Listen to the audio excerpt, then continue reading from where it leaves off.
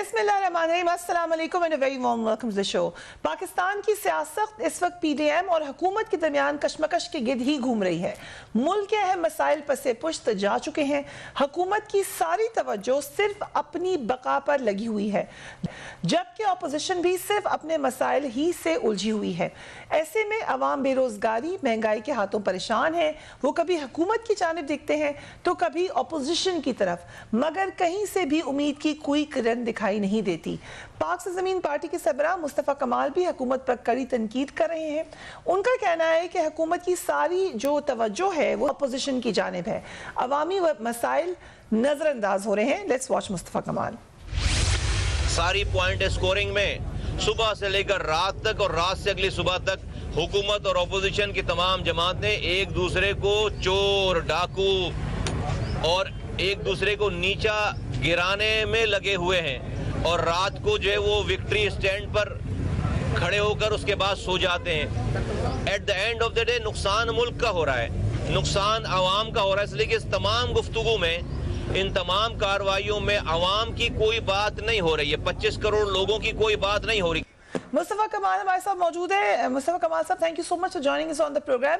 ये जो सूरत हाल है और आपने बड़ा सही उसका नक्शा खींचा है, मगर इससे ज्यादा नुकसान गवर्नमेंट का नहीं हो रहा, क्योंकि गवर्नमेंट से लोगों ने सवाल पूछना है कि आपने क्या किया। अपोजिशन को तो शायद फायदा हो रहा होगा अगर गवर्नमेंट की तवज्जो नहीं है अवामी मसाइल पर। आपका ओपिनियन? मेरा ये ख्याल है कि इससे ओवरऑल नुकसान इससे जमहूरी ताकतों को हो रहा है। ओवरऑल पूरा ये जो निज़ाम है इस वक्त, जो उससे जमहूरियत को बहुत नुकसान पहुंच रहा है।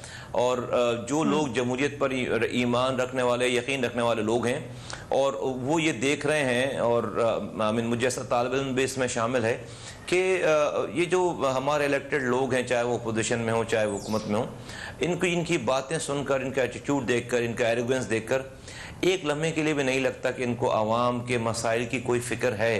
जब इंसान को किसी की फ़िक्र होती है तो वो अपनी बहुत सारी ईगोस को ख़त्म करता है, वो अपना अना को ख़त्म करता है और लोगों के लिए, अपने इंसानों के लिए बहुत सारे ऐसे फ़ैसले करता है जिसका वो उसका दिल नहीं चाहता उस काम को करने को।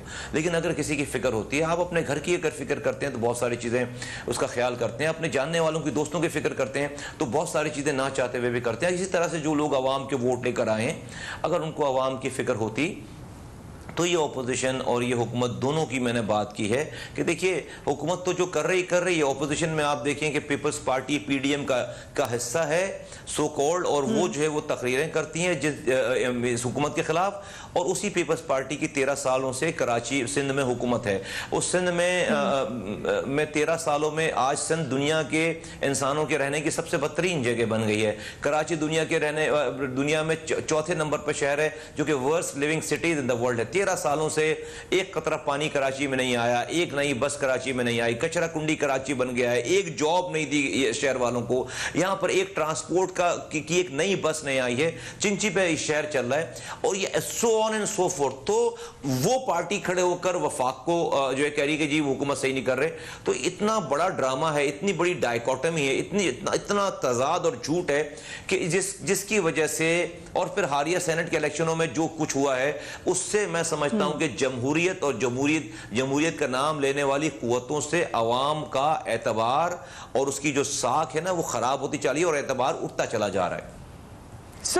जब 26 मार्च को हुकूमत के खिलाफ पीडीएम ने सड़कों पर आने का फैसला कर लिया है, ये जैसा भी इत्तेहाद है लेकिन अभी तक चले जा रहा है, पीएसपी किधर खड़ी होगी? हुकूमत, आप समझेंगे कि हुकूमत को मौका मिलना चाहिए अपनी मुद्दत पूरी करे जैसे बाकी हुकूमतों को मिला, या आप समझते हैं कि पीडीएम के साथ सड़कों पे खड़ा होना चाहिए? देखिए, सबसे पहली बात, पीडीएम के साथ अगर हमें खड़ा होना तो हम 2 साल से पीडीएम के साथ खड़े होते हैं। हमारा उसूली मौक़िफ़ ये है कि वो पीडीएम जो कि इनक़लाब की बात करती है, हुकूमत के खिलाफ बात करती है, उस पीडीएम में एक पार्टी है जिसका नाम है पाकिस्तान पीपल्स पार्टी, जो कि 13 सालों से इस मेरे सूबे में उनकी हुक्मरानी है। वो कैसे हुक्मरानों के खिलाफ बात कर सकते हैं? वो तो खुद पार्ट ऑफ द प्रॉब्लम है। अगर सिंध में किसी को नुकसान हुआ है या बैड गवर्नेंस है तो वो तो पीपल्स पार्टी की वजह से। सिंध में लाड़काना में बच्चों को कुत्ते काट रहे हैं, थर में बच्चों को कुत्ते काट रहे हैं और उनके पास वैक्सीन नहीं है। माओ के गोदों में उनके नौनिहाल जो है वो कुत्ते के काटने से मर जा रहे हैं बगैर वैक्सीन के। आपको पता है कि थर में रोजाना बच्चों की अमवात होती है गंदा पानी और मैल न्यूट्रिशन की वजह से। सिंध में 70 लाख बच्चे जो है स्कूलों से बाहर हैं, जिनको स्कूलों में होना चाहिए था, पानी नहीं है, सीवरेज का निज़ाम नहीं है, जॉब नहीं है, शहरों के हालात आपको पता है। तो पीपल्स पार्टी कैसे किसी भी हुकूमत के खिलाफ या वफाकी हुकूमत के खिलाफ कुछ कह सकती है, बुरा कह सकती है या उनको एतराज कर सकती है। और हमने पहले दिन कहा था कि अगर ये वाकई सच्चे हैं हुकूमत गिराने में, तो 1 घंटे में हुकूमत गिर जाएगी। ये पीपल्स पार्टी और PMLN इस्तीफा दे दें, हुकूमत नहीं चलेगी। और आप देखेंगे एंड में वही बात होने जा रही है कि उनको सिर्फ और सिर्फ अपने ऊपर से तवज्जो हटानी थी पीपल्स पार्टी को, और सिंध की उनको हुक्मरानी चाहिए, और वो वफाक पे तवज्जो सबकी लगाकर अपना स्कोर सेटल करना चाहते थे, अपने केसेस खत्म करवाना चाहते थे, अपने आप को अपने ऊपर नरमी करवाना चाहते थे। वो उन्होंने काम करवा ली। अब जब बात आ रही है कि वाकई अब किसी डू एंड डाई वाले मरहले में जाएं, तो आपको पता है कि क्या क्या बातें हो रही हैं। तो मैं इसलिए मैं PDM के साथ नहीं हूं कि पीपल्स पार्टी PDM के साथ है, वरना अगर कोई उसूलों की बात करता है तो डेफिनेटली हम उसके साथ खड़े होते हैं। गवर्नमेंट की जहां तक बात है कि आपने कहा कि उनको तमाम पूरा टाइम करना चाहिए, भाई ये 5 साल नहीं, उनको 50 साल हुक्मरानी करें, लेकिन इस तरह से ना करें जिस तरह उन्होंने 2.5 सालों से हुक्मरानी की है। इस तरह से अगर करना है तो 2.5 मिनट भी उनको हुक्मरानी नहीं करनी चाहिए, उनको फिर जो है वो कोई अपना फैसला करना चाहिए। तो इस तरह से ना करें, लेकिन जमहूरी ताकत के जमहूरियत की तरफ से आए हैं, जमहूरी तरीके से आए हैं, तो उनको जो है वो लोगों की खिदमत करके 5 साल नहीं 50 साल पूरे करने चाहिए।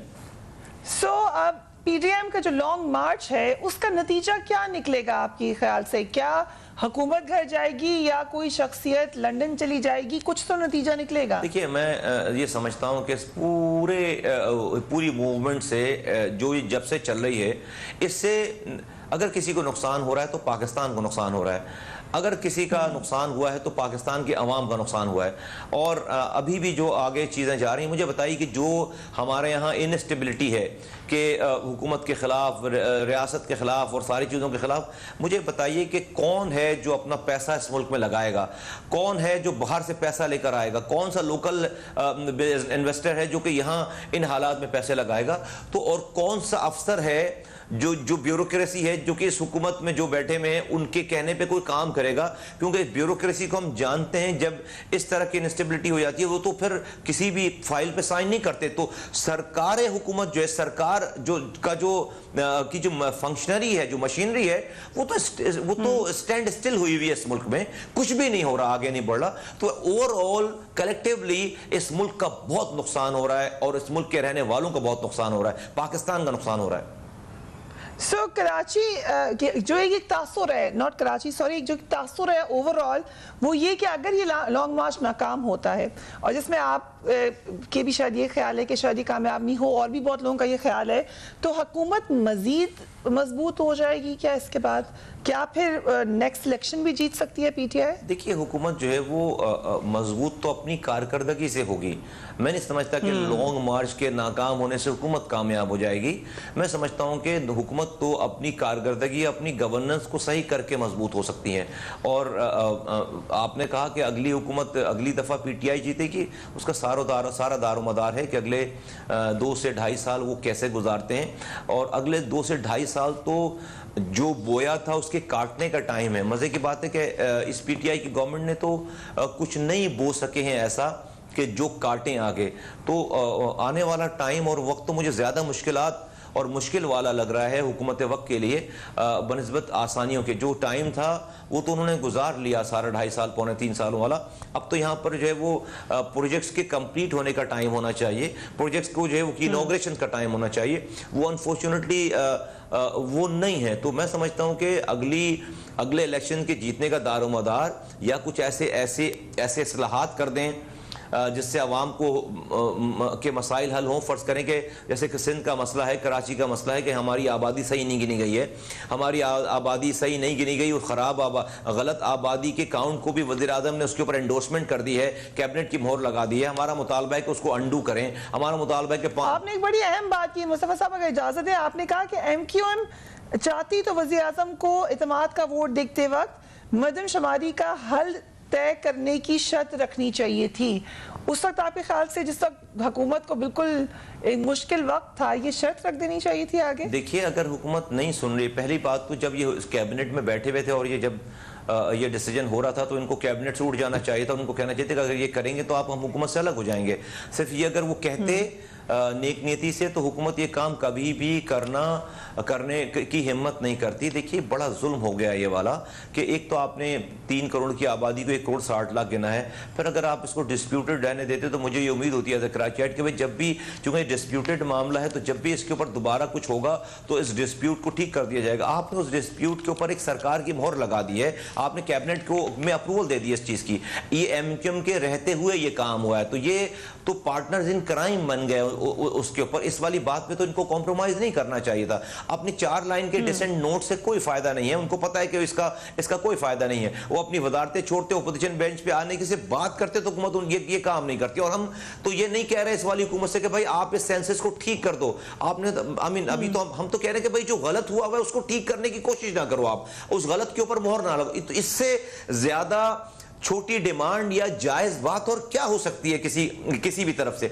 तो हमने इनसे ये वाली बात, अच्छा वो गुजर गया, अब आ जाए आप जो नेशनल एतमाद का वोट लेने वाली बात। भाई जब हुकूमत किसी बात को आराम से नॉर्मल अंदाज में नहीं सुन रही, नहीं मान रही, तो आपको कम से कम ये बात तो, भले आप पब्लिकली नहीं करते, लेकिन ये बात तो आपकी जो मीटिंगें हुई, आपके पास लोग आए, आपके पास सेनेट का वोट लेने के लिए लोग आए, तो आपको ये बात रखनी चाहिए थी ना, आराम से वो बात मान लेते, कोई इसमें मसला नहीं था, इसमें हुकूमत का कोई नुकसान भी नहीं होता, वो तो एक डिस्प्यूटेड चीज को डिस्प्यूटेड रहने देते। इस वाली बात को करने में और मनवाने में कोई रत्ती बराबर की किसी को आर नहीं महसूस होती है, मैं समझता हूं। लेकिन मैं समझता हूं कि जिन लोगों के पास इस शहर की नुमाइंदगी है, उनके नजदीक आवाम के मसाइल और ये इशूज कोई अहमियत नहीं रखते, वो सिर्फ और सिर्फ अपने पर्क्स एंड प्रिविलेजेस का उनको ख्याल है, और ये शहर जो है वो उनके लिए लूटने की जगह है। उन्होंने अपना सिर्फ जो है वो अपने घर वालों को ही फायदा पहुंचाया है। राइट, हम एक ब्रेक पे जा रहे हैं, we will be right back.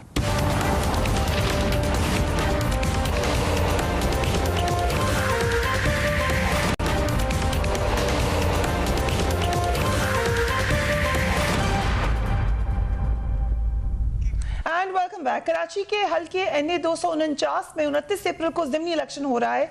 Mustafa कमाल भी मैदान में उतर रहे हैं, साबिक वज़ीर ख़ज़ाना मिफ्ता इस्माइल भी मद्दे मुकाबिल हैं। इस हल्के में शामिल अहम इलाकों में बल्दिया टाउन, सईदाबाद, आबदाबाद, इत्तेहाद टाउन, महाजिर कैंप, मुस्लिम मुजाहिद कॉलोनी, नई आबादी, रशीदाबाद और गुलशन गाजी शामिल हैं। हल्का NA 249 के अहम मसाइल बहुत सारे हैं, मगर उनमें कुछ हम आपको बता रहे हैं। मसलन पीने के पानी का मसला, जैसे कि अभी मुस्तफ़ा कमाल साहब ने बताया, सफाई का इंतजाम ना होना, सीवरेज की लाइनों की तबाही शामिल है। बल्कि मसला यह है कि ये सिर्फ इस हल्के का ही नहीं, पूरे कराची का मसला है। मुस्तफ़ा कमाल साहब, ये हतमी फैसला है कि आप ही कैंडिडेट होंगे PSP के? आई थिंक ये 1 से 2 दिनों में और हतमी फैसला हो जाएगा, बट हमारे यहाँ लोगों का ख्याल है कि मुझे इस वाली सीट पर जाना चाहिए और लोगों की आवाज़ बनना चाहिए। पार्टी में मेजॉरिटी ऑफ ज़्यादातर राय है, लेकिन 1 से 2 दिनों में इसका फैसला हो जाएगा।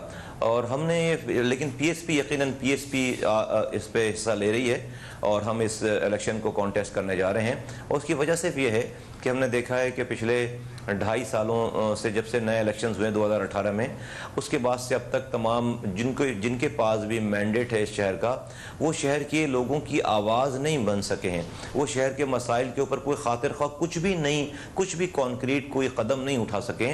फायर फाइटिंग की बात हुई, बारिश हुई, लोग मर गए, आ जाते हैं लोग, उसके बाद फिर चले जाते हैं। उनको लगता है कि पता ही नहीं है कि कराची के मसाइल, एक तो उसकी अंडरस्टैंडिंग, उसका मसला है क्या और उसको हल कैसे किया जा सकता है। तो लोगों की कोई आवाज़ नहीं है पिछले 2.5 सालों से कराची में, और हम समझते हैं कि बहुत ज़्यादा मायूसी है इस वक्त कराची में, हर तरफ मायूसी है।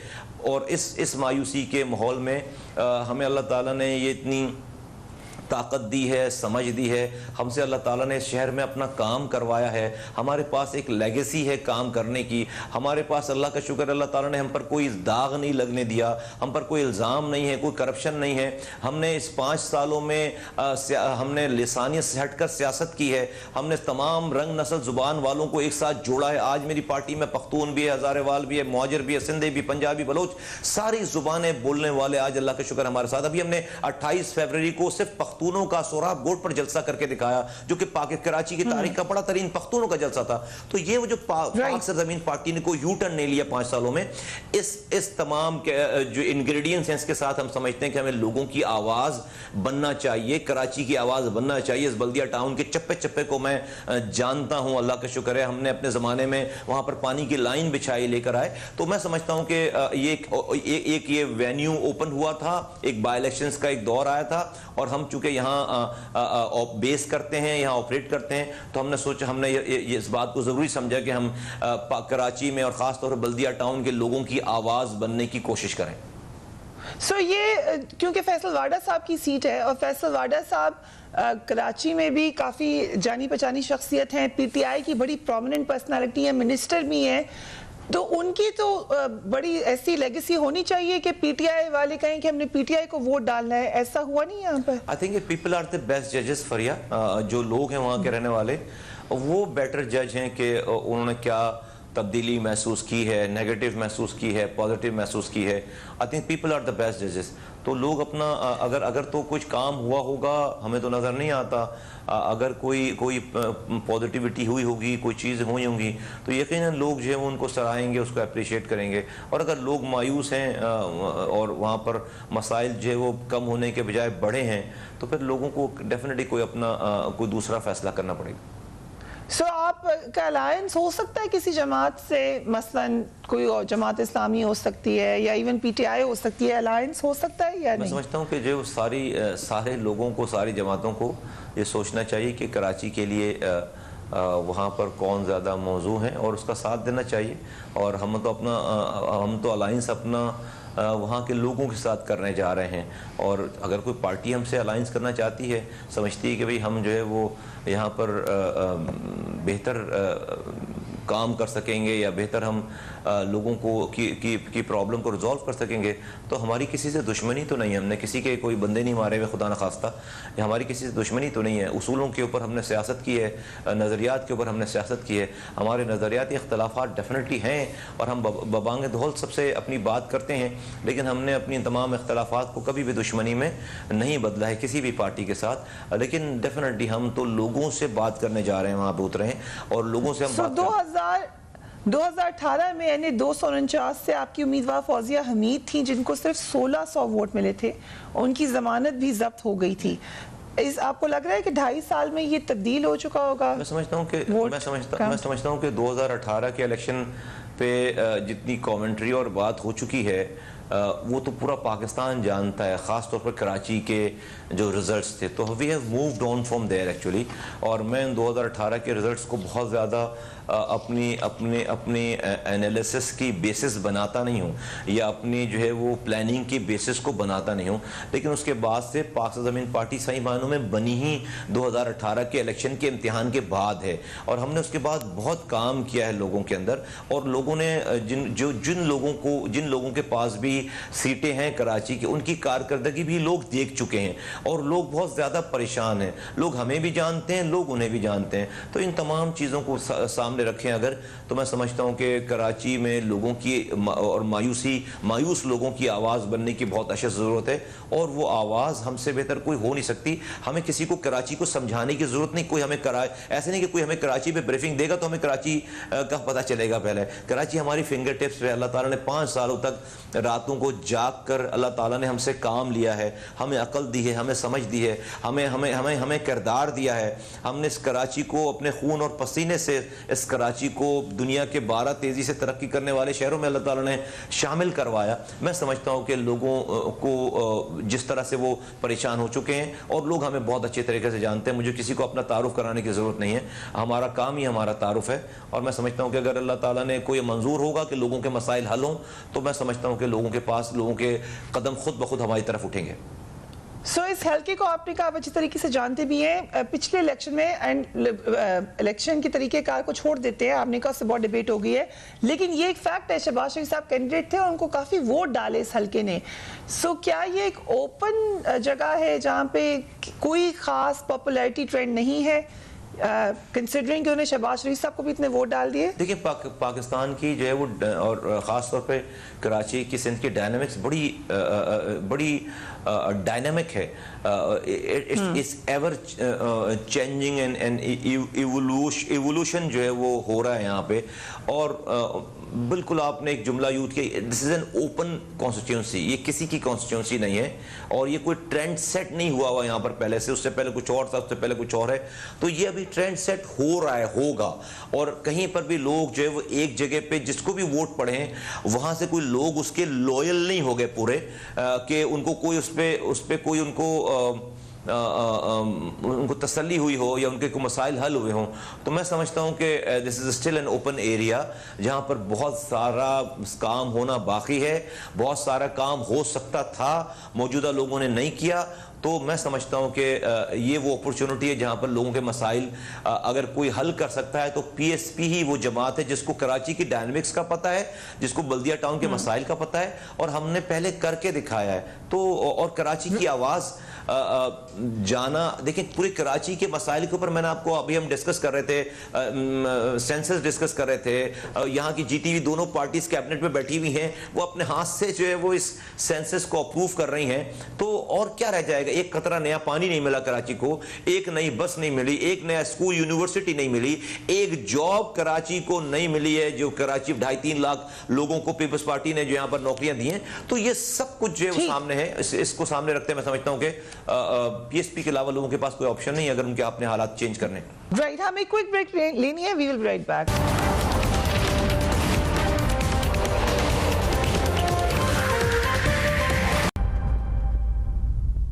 And welcome back. Mustafa Kamal साहब, इस पे कोई शक नहीं है, आप कराची को अच्छी तरीके से जानते हैं, मगर जो कराची पैकेज है आपने उस पर मायूसी का इजहार किया है, लेकिन ये ठीक ठाक पैसा है, 1100 अरब, अगर नेक नियति से खर्च हो तो क्या कराची का मसला हल नहीं होगा? देखिए कराची को पैकेज की जरूरत नहीं है, इमदाद की जरूरत नहीं, कराची को उसके हक की जरूरत है। किसी एक पैकेज से कराची का मसला हल नहीं होगा। 3 सालों में 1100 अरब रुपए आने थे, उसका भी जो है कोई तिनका भी अभी तक नजर नहीं आ रहा, ठीक है। और फिर जो लोग ये ऐलान कर रहे हैं वो तो एक पर्चा पढ़ के चले गए ना सिर्फ कि 1100 रुपए। आई थिंक जो उनके लोग हैं यहाँ पर ग्राउंड में वो वज़ीर आज़म साहब को सही ब्रीफ करने वाले हैं ही नहीं, कि उनको ये सही ब्रीफिंग ही नहीं है कि कराची के रियल इशूज़ कैसे हल होते हैं। आज पीटीआई के पास इतनी ज़बरदस्त पावर है कि वो चाहती तो अपने 14 MNAs और 25 MPs के साथ कराची को टर्न अराउंड कर सकती थी। वजीर आजम उनका, गवर्नर उनका, दूसरे सूबों में हुक्मरानी उनकी, वो कराची के इस पॉपुलेशन को ठीक कर सकते थे, सिंध की पॉपुलेशन को ठीक कर सकते थे। फिर कराची के हुकूक देने के लिए कराची, और वो क्या है, 18वीं तरमीम के बाद जो सूबों को सूबाई खुद मुख्तारी दी गई है, वो सूबाई खुद मुख्तारी सूबे के वजीर आला के पास आकर पार्क हो गई है। वो नीचे डिस्ट्रिक्ट्स को नहीं आ रही, वो नीचे टाउन्स को नहीं आ रही, वो नीचे शहरों को, गोटों को नहीं आ रही।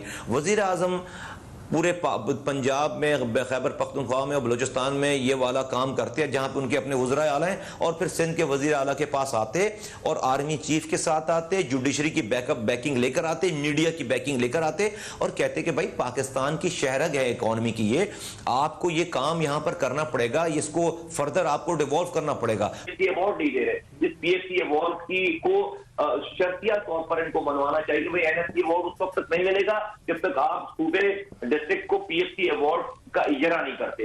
ये 2 चीजें अगर करते तो कराची को किसी पैकेज की जरूरत नहीं। कराची पूरे पाकिस्तान को 70% रेवेन्यू कमा कर दे रहा है, आप मुझे पैकेज कैसे देंगे? हमसे तो पाकिस्तान चल रहा है, हमें आप इमदाद कैसे देंगे आप? राइट, सो हमेशा मैं आपसे ज़रूर वसीम अख्तर साहब का सवाल करती हूँ, दोबारा आपसे सवाल ये है क्योंकि उन्होंने एक शिकवा किया या एक स्टेटमेंट दिया, उन्होंने कहा है कि अगर आप मेयर होते और सिंध हुकूमत की गवर्नमेंट होती तो आपने भी कामयाब नहीं होना था। तनकीद करना आसान है, आपको कामयाबी इसलिए मिली क्योंकि उस तक परवेज़ मुशर्रफ साहब रिस्पॉन्सिबल थे, ये बात ठीक है?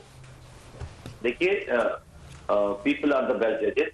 अगर वो परवेज मुशर्रफ साहब की वजह से मैं कामयाब हुआ हूँ तो परवेज मुशर्रफ साहब के साथ मैंने सिर्फ 16 महीने गुजारे हैं अपने 4.5 सालों में। उनको बोले कि अपना रिकॉर्ड ठीक करे। परवेज मुशर्रफ के साथ जो सारा टाइम गुजारा है वो नेमतुल्लाह साहब ने गुजारा है। मैंने 16, मैंने जरदारी साहब के साथ 28 महीने उनके टेन्योर भी मैंने गुजारा है पीपल्स पार्टी के। तो एक तो अगर वो थोड़ा सा होश में आए तो उनको ये रिकॉर्ड ठीक हो।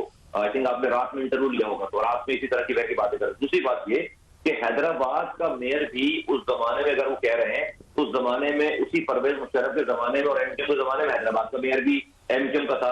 तो अगर यही कॉमन फैक्टर तो हैदराबाद का नाम मेरे बाद आना चाहिए था ना भाई। हैदराबाद जो है वो कराची के बाद हैदराबाद को दुनिया में नाम आना चाहिए, हैदराबाद का नाम क्यों नहीं आता? तो और फिर उसी जमाने में गवर्नर थे, तो वुज़रा थे, तो पता नहीं कितने वुज़रा थे, तो भाई किसी एक का 35 सालों में नाम बताओ ना जिसका नाम आ रहा हो कारकर्दगी में मुस्तफा कमाल के अलावा। तो ये है मेरा जवाब। राइट, हमें एक क्विक ब्रेक लेनी है, we will be right back.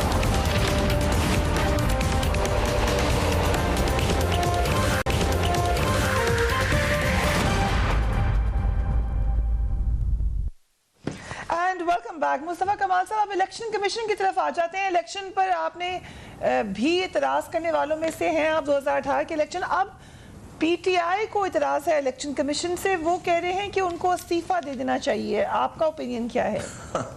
जब उन पर एतराज हो रहा था, पूरा पाकिस्तान कर रहा था, उस वक्त उनको इस्तीफा लेना चाहिए था। अब तो जो है उन्होंने कुछ थोड़े से जो है वो अपने मसल्स दिखाना शुरू कर दिए हैं, अब अपनी कुछ चीज़ें जो है वो कर रहे हैं। तो मैं समझता हूँ कि ये बहुत ऑब्वियस बात है कि कुछ फैसले पीटीआई के दोस्तों की फेवर में नहीं आए हैं, तो वो ये बात कर रहे हैं। मैं समझता हूँ कि उससे बहुत ज़्यादा और बहुत ऐसे इदारे हैं और ऐसी जो है वो चीज़ें चल रही हैं, केसेस हैं, लोगों के ऊपर चीज़ें हैं कि जहाँ से और इतराज़ उठता है।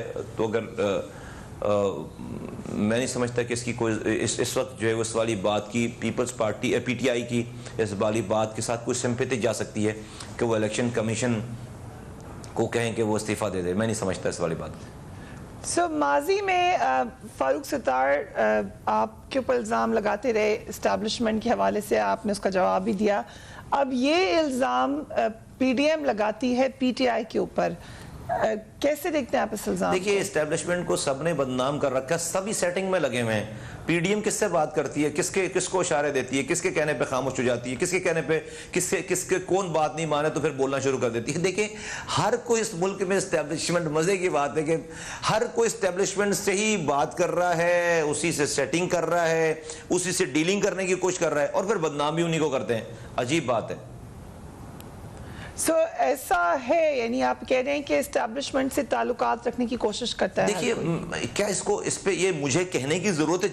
जब वो बात जाके सही होगी, कौन है जो इस वाली बात को मुझे बताएं कि डिनाई करेगा?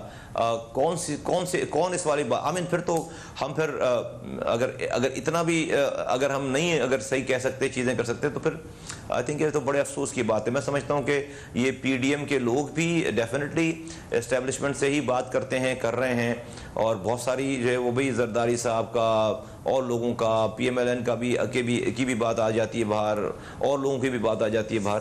तो ऐसा तो नहीं है कि कोई बिल्कुल डिस्कनेक्ट होकर बैठा हुआ है और दूसरों के ऊपर ये इल्ज़ाम लगे। हाँ, हुकूमत तो बरमला कहती है कि हम एक पेश पर हैं और ऐसे वैसे सारी चीज़ें। तो मैं समझता हूँ कि सभी लोग अपने मतलब के लिए बात करते हैं, इस्तेमाल करते हैं, चीज़ें करते हैं, और फिर जो है वो जब अपनी बात नहीं होती तो फिर डेफिनेटली फिर नाराज़ होते हैं। एक मेरी ऑब्जर्वेशन है जो गलत हो सकती है, लेकिन वज़ीरिस्तान में ऑपरेशन के बाद हम गए और इलाकों में गए, और कराची की बिल्कुल अलग डायनामिक्स है, लेकिन मसला एक जो रूट कॉज निकलती है वो एक ही नज़र आती है। वहाँ भी लोगों की शिकायत ये कि ठीक है, आप टेरर नेटवर्क ख़त्म किया, ज़बरदस्त काम किया, लेकिन जो सिविल एडमिनिस्ट्रेशन ने काम करना था, फॉलो अप का, लोगों का वैक्यूम फिल करना था, वो नहीं होता हुआ या स्लो होता हुआ नज़र आया। कराची में भी अगर एक टेररिस्ट जमात जिसको कहा गया, उनको कर्टेल किया गया, या एक टेररिस्ट का पूरा नेटवर्क था उसको कर्टेल किया गया, उसके बाद जो सिविल एडमिनिस्ट्रेशन ने काम करना था, लोगों के मसाइल हल करने थे, वो वहां पे भी हमें नहीं नजर आए। तो ये तो फिर सिविल एडमिनिस्ट्रेशन की नाकामी हुई। मुस्तफा कमाल साहब, पाकिस्तान के सियासतदान जो हुक्मरान बने हुए हैं और पाकिस्तान का जो निज़ाम है उसकी नाकामी है। बिल्कुल आपने सही बात फरमाई है कि सिर्फ ऑपरेशन कर देने से किसी इलाके के मसले का हल नहीं होता। आपको वहाँ पर फिर ज़िंदगी गुजारने के लिए लोगों को उनकी बेसिक ज़रूरियात को पूरा करना होता है। आप कराची की आपने बात की, बिल्कुल कराची कचरा कुंडी बन गया, कराची को ये पानी नहीं दे रहे, कराची को ये सीवरेज का निज़ाम नहीं दे रहे, कराची को ये ट्रांसपोर्ट नहीं दे रहे, कराची को ये जॉब नहीं दे रहे, कराची की इंडस्ट्रीज बंद कर रहे हैं इन तमाम चीज़ों की वजह से। कराची को गर्मियों में बिजली नहीं है, सर्दियों में गैस नहीं है, हर चीज़ जो है तबाहाल है। तो फिर ऐसे मायूसी के दौर में, मायूसी के आलम में शहर के शहरी जो है वो एहतजाजन किसी गलत रास्ते पे कोई क्यों ना चला जाए, नौजवान गलत रास्ते पे, जब उसके पास उम्मीद ही नहीं है, होप ही नहीं है। और फिर आप फिर दोबारा ऑपरेशन करेंगे, दोबारा मारेंगे, फिर 30 सालों का जो है वो चक्कर कोई आकर एक्सप्लॉइट करेगा, 30 सालों तक अपने पीछे लगाएगा। तो मैं समझता हूं कि रियासत को, हुकूमत को बड़ी संजीदगी से ये जो जब लोग, और कराची में देखिए सिर्फ ऑपरेशन तो 34 सालों से हो रहा है। कराची में हमने एक बड़ा रोल प्ले किया है नौजवानों को समझाने का, नौजवानों को सीधे रास्ते पर लेकर आने का, यहाँ से एथनिक फॉल्ट लाइन को फिल करने का। हमने एथनिक फॉल्ट लाइन जो थी, आपस में लड़ाई होती थी, हमने सबको जाकर गले लगाया है। आज इसी वजह से कराची में एक पायदार अमन है। लेकिन इस अमन के साथ रहने वाले शहरी को पीने का पानी चाहिए, पेट में खाना चाहिए, घर चाहिए, बिजली चाहिए, रोजगार चाहिए, कचरा उठावा चाहिए। अगर आप ये नहीं देंगे तो फिर वो अमन से क्यों रहेगा? वेरी सिंपल, वो फिर अमन से क्यों रहेगा? वो अपना भी अमन तबाह करेगा और वो अपने सराउंडिंग में और लोगों का भी अमन तबाह करेगा। इससे पहले कि बहुत देर हो, हुक्मरानों को इस पर सोचना चाहिए, इस पर अमल करना चाहिए। पहले देर हो रही है बहुत ज्यादा। सो NA 249 में आप इलेक्शन के रिजल्ट के बाद इतराज तो नहीं करेंगे, कबूल कर लेंगे? हमने तो 2018 में एतराज नहीं किया, आपको पता है। हम तो जो है वो इस सूबे के और ख़ास तौर पर कराची के शहरी हैं। हमारी तो जो है वो बहुत हमारी बात तो कोई इतनी बर्दाश्त नहीं करेगा, तो हम तो नहीं करते बात, बहुत ज़्यादा सब्र करते हैं, अल्लाह पे मामला छोड़ते हैं। और इंशाअल्लाह ताला मेरा ये मानना है कि अल्लाह की मर्ज़ी के बगैर कुछ नहीं होता। और अल्लाह ताला ने हमें 2018 में भी जो गुजारा है वो अल्लाह की तरफ से इम्तिहान। ऐसा हो नहीं सकता कि अल्लाह चाहे और दुनिया में कोई ताकत उसकी प्लानिंग को खराब कर दे। ये ऐसा हो नहीं सकता। मैं समझता हूं कि अगर रब जिस दिन चाहेगा कि हमें जीतना है तो वो मेरे लिए दुश्मन से भी काम करवा लेगा। Right, thank you so much Mustafa Kamal साहब फॉर गिविंग अस। अपने घर वालों का ख्याल रखिएगा। Do give me feedback. Allah Hafiz.